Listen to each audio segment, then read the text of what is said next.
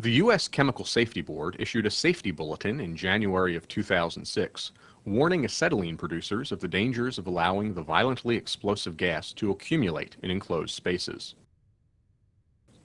The bulletin cautions acetylene producers to maintain up-to-date procedures and checklists, train their personnel, and ensure that acetylene can only vent to safe locations. The CSB Safety Bulletin followed an investigation into the January 25, 2005 explosion at Acetylene Services Company, or ASCO, that killed 3 workers and gravely injured a 4th. The incident occurred at the company's plant in Perth Amboy, New Jersey. The accident at ASCO was a terrible tragedy. The force of the powerful explosion caused loss of life as well as extensive property damage. By understanding what happened, we hope we can prevent another such tragedy from occurring in the future. Several things went wrong that caused this accident. Our investigation found that the facility design allowed acetylene to be vented into an unsafe location, a wooden shed. On the day of the accident, an incorrect sequence of operations and the failure of a critical check valve led to an acetylene explosion. The CSB has prepared a computer animation to help visualize what happened at the acetylene plant.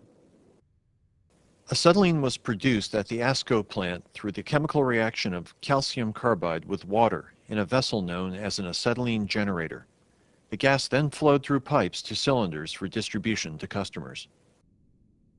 Water was fed to the acetylene generator from either the city supply or from outdoor tanks containing recycled water. There was normally enough water pressure to prevent any acetylene gas from flowing backward through the water pipes, where it might find an opening, creating a danger of explosion. The water line was also equipped with a check valve, a safety device intended to prevent the reverse flow of acetylene through the pipes. In normal operation, water flowed through the check valve into the generator. Should the water pressure fall, a plug in the check valve was supposed to block the flow of acetylene. The recycled water was supplied from several large outdoor tanks. The tanks were connected by wooden panels, forming a shed. A drain valve on the recycled water line discharged onto the ground inside the shed. On the night before the incident, this valve was left open to protect the water line from freezing. The next morning, the acetylene generator was started up using the city water supply.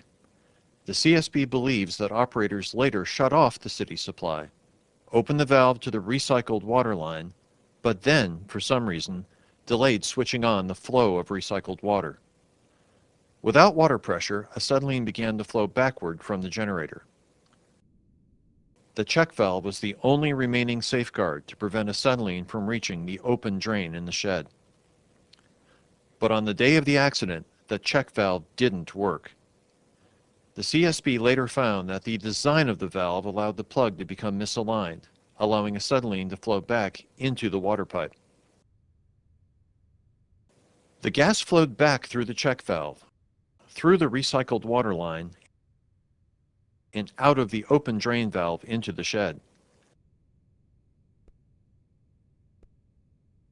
The concentration of acetylene built up to a dangerous level. The CSB believes the acetylene gas most likely ignited when it contacted the hot surface of a propane space heater at the far end of the shed. The result was a violent explosion at 10:36 a.m., which pulverized the shed. The deadly blast wave struck the victims who were shoveling snow nearby. As you have seen, had up-to-date operating procedures been in place and followed, had the acetylene check valve been less susceptible to a critical failure mode, and had the facility been equipped with appropriate heating and electrical equipment, this accident would not have occurred. The CSB Safety Bulletin outlines a number of good safety practices for managing highly flammable gases, like acetylene. Investigations Manager Steve Selk. When handling or manufacturing hazardous materials like acetylene, a high level of discipline should be applied. Keep operating procedures up to date. Provide operators with checklists to help them run the process consistently. Ensure that vessels and pipes that contain flammable materials are only vented to safe locations. Check for potential sources of ignition in areas where flammable materials might be released. Another thing that CSB recommends is that facilities broadly interpret codes that may be applicable to their operations. The National Fire Codes explain how low-temperature heating, like steam, shall be used for locations that may contain acetylene. Finally, CSB cautions facilities about relying on check valves. Check valves can fail. Select a check valve that's appropriate to your application. In addition to those safe handling measures, the CSB issued 3 specific recommendations addressed to the companies involved and to OSHA. Board Member Gary Vischer. The board recommended that ASCO implement an effective process safety management program, including written operating procedures and checklists, and ensure that its workers are trained and are following the procedures.